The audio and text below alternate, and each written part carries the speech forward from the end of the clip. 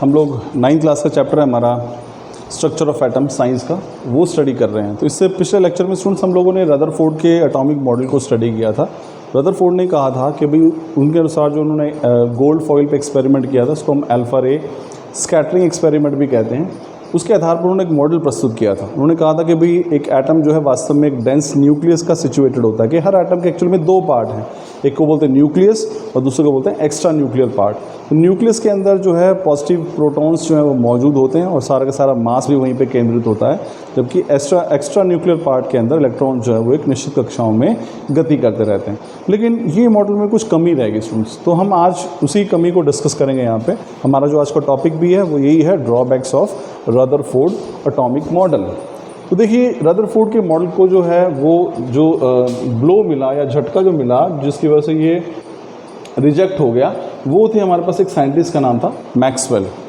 अब मैक्सवेल ने एक थ्योरी दी थी स्टूडेंट्स, वो उन्होंने ये कहा था कि भाई जब भी कोई एक चार्ज बॉडी दूसरी चार्ज बॉडी के प्रभाव में अगर गति करेगी तो वो लगातार अपनी एनर्जी को खोती रहेगी।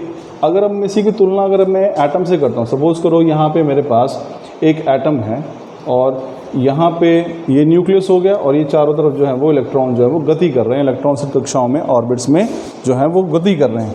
अब इलेक्ट्रॉन भी एक चार्ज पार्टिकल, इस पर कौन सा चार्ज है, नेगेटिव, और यहाँ पे न्यूक्लियस के अंदर कौन सा चार्ज है, पॉजिटिव चार्ज है। तो इलेक्ट्रॉन जो खुद एक चार्ज पार्टिकल है वो दूसरे चार्ज पार्टिकल के इन्फ्लुएंस में, प्रभाव में गति कर रहा है।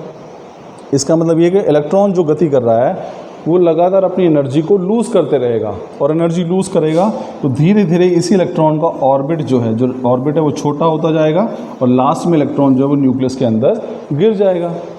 लेकिन ऐसा होता नहीं है नॉर्मली। तो रदरफोर्ड इस बात को नहीं समझा पाया, यानी कि वो एटम की स्टेबिलिटी को नहीं समझा पाया। तो ये सबसे बड़ी कमी थी रदरफोर्ड मॉडल की। आइए समझते हैं इसको क्या है। The nuclear model of atom failed to explain how an atom remains stable despite of having positive and negative charge। तो ये जो रदरफोर्ड का मॉडल था वो ये नहीं बता पाया कि ऐसा क्या है भाई, एटम के अंदर पॉजिटिव इलेक्ट्रॉन न्यूक्लियस भी है और नेगेटिव इलेक्ट्रॉन्स भी हैं, उसके बावजूद भी वो स्टेबल है। तो उन्होंने मैक्सवेल ने सजेस्ट किया था कि अगर कोई भी चार्ज, जैसा कि मैं आपको बता चुका हूँ कि वो एक दूसरे चार्ज के प्रभाव में अगर लगातार गति करेगा तो वो अपने एनर्जी को खोते रहेगा, लूज़ करते रहेगा एनर्जी को लगातार। सो इलेक्ट्रॉन जो कि एक चार्ज पार्टिकल है और जो न्यूक्लियस के प्रभाव में गति कर रहा है वो भी अपने आप लगातार एनर्जी को लूज़ करते रहेगा और अल्टीमेटली क्या होगा, वो न्यूक्लियस के अंदर गिर जाएगा। लेकिन नॉर्मली ऐसा होता नहीं है और ये सबसे बड़ी कमी थी जिसको रदरफोर्ड नहीं समझा सका। इसके साथ साथ हम एक और वर्ड को हम लोग यहाँ पे समझेंगे, वो शब्द है न्यूक्लियॉन्स। तो हमने आमतौर पर बात किया प्रोटॉन्स का, प्रोटॉन्स न्यूक्लियस के अंदर होते हैं, न्यूट्रॉन वो भी न्यूक्लियस के अंदर होता है, इलेक्ट्रॉन जो न्यूक्लियस के बाहर गति करते हैं। लेकिन एक शब्द और है न्यूक्लियॉन्स। तो न्यूक्लियॉन्स का मतलब होता है वो सारी चीज़ें जो न्यूक्लियस के अंदर मौजूद हैं। और न्यूक्लियस में आपको पता है स्टूडेंट्स, दो चीज़ें जो हैं वो कौन कौन सी मौजूद हैं, वो है हमारे पास कौन से, एक तो है प्रोटॉन और दूसरा है न्यूट्रॉन्स। तो प्रोटॉन और न्यूट्रॉन जो कि न्यूक्लियस के अंदर मौजूद होते हैं, इन दोनों को एक साथ हम क्या शब्द देते हैं, न्यूक्लियॉन्स। तो ध्यान रखिए जब हम कहेंगे न्यूक्लियॉन्स, इसका मतलब है प्रोटॉन्स प्लस न्यूट्रॉन्स।